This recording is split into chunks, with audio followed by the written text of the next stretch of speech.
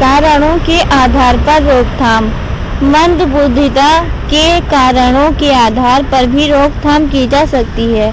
इस आधार पर रोकथाम को 4 चरणों में विभक्त किया गया है। नंबर 1, गर्भाधान के कारणों की रोकथाम। नंबर 2, प्रसव पूर्व रोकथाम। नंबर 3, प्रसव के समय की रोकथाम। नंबर 4, प्रसवोत्तर अवधि में रोकथाम। नंबर 1, गर्भाधान के कारणों की रोकथाम। परिवार में मंदबुद्धिता के आनुवंशिकीय कारणों से होने वाली मंदबुद्धिता की संभावना को रोका जा सकता है। इसके लिए निम्नलिखित प्रकार का परामर्श दिया जा सकता है। नंबर 1, आनुवंशिक परामर्श। आनुवंशिक परामर्श द्वारा आनुवंशिकीय कारणों की पुनः संभावना के साथ जोखिम से बचा जा सकता है। यदि परिवार में कोई बच्चा मानसिक रूप से दुर्बल पैदा हुआ हो तो जांच करवा लें।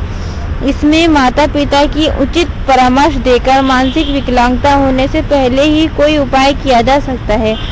इसमें परामर्श का मुख्य लक्ष्य परिवार में आनुवंशिक विकृतियों के साथ मंदबुद्धि बच्चों को पैदा होने की समस्या को रोकना है। अतः आनुवंशिकीय मानसिक विकलांगों के विवाह को रोका जा सकता है तथा नजदीकी रिश्ते अर्थात खून के संबंधियों में विवाह न करने का भी परामर्श दिया जा सकता है। नंबर 2, गर्भाधारण की आयु। बच्चा पैदा करने की उम्र पर नियंत्रण करना आवश्यक होता है। इसमें मां की आयु 20 वर्ष से 35 वर्ष के मध्य होनी चाहिए। नंबर 3, अत्यधिक गर्भपात से बचाव। स्त्रियों को कई बार गर्भधारण एवं गर्भपात से बचना आवश्यक होता है। गर्भधारण से पहले यदि गर्भपात कराया गया हो या न्यूक्लियर रेडियो मेडिसिन का प्रयोग किया गया है तो कम से कम 6 माह बाद ही गर्भधारण करना चाहिए। नंबर 2, प्रसव पूर्व रोकथाम। गर्भधारण करने से प्रसव के समय तक की स्थिति सबसे नाजुक होती है।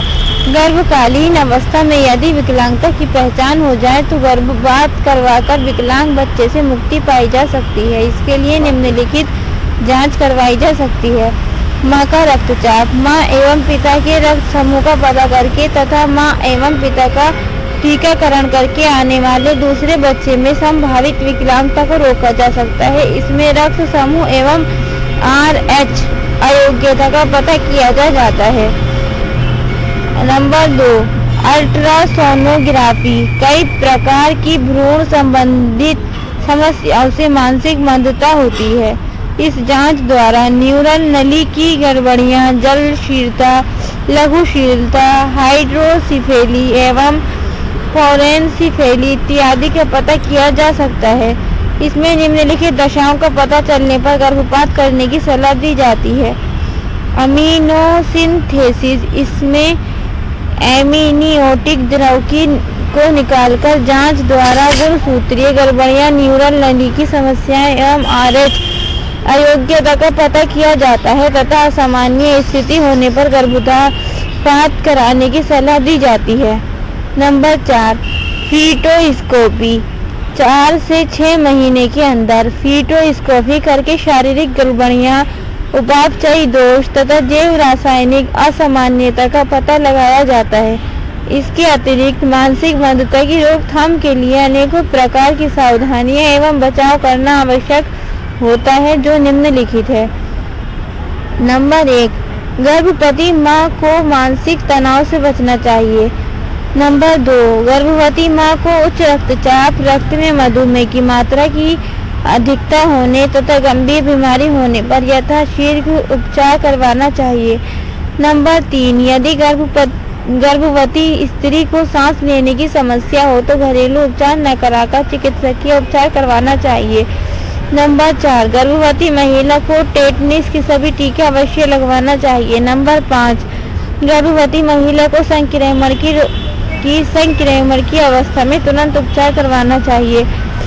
नंबर 6, जिनको जर्मन खसरा निकला हो उनके पास शुरू की 3 माह के दौरान न जाएं। इसमें तुम्हें तकलीफ तो नहीं हो रही ना? बोल देना। नंबर 7, विषाक्त पदार्थों के सेवन से गर्भवती महिला को बचना चाहिए। नंबर 8, गर्भवती महिला को तेज बुखार पर नियंत्रण रखना चाहिए। ऐसी दशा में चिकित्सक से तुरंत सलाह लेनी चाहिए। गर्भवती माँ को नियमित रूप से पोषण युक्त आहार लेना चाहिए। गर्भवती माँ के भोजन में प्रोटीन, कार्बोहाइड्रेट, वसा एवं खनिज तत्व होना आवश्यक होता है।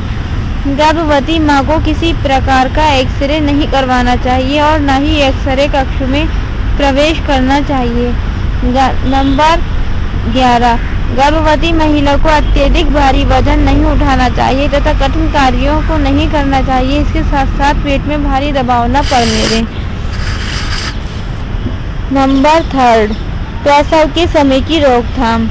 मानसिक मंदता की रोकथाम के लिए प्रसव के समय निम्नलिखित सावधानियां बरतनी चाहिए। नंबर 1, समयावधि से पूर्व जन्मे शिशु को साफ एवं सुरक्षित जगह पर रखें।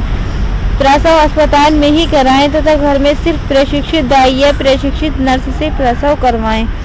नंबर 3, प्रसव समय ज्यादा समय तक दर्द होने, उच्च रक्तचाप की स्थिति में तथा श्वेत स्राव हो जाने की दशा में शल्य क्रिया द्वारा प्रसव कराएं।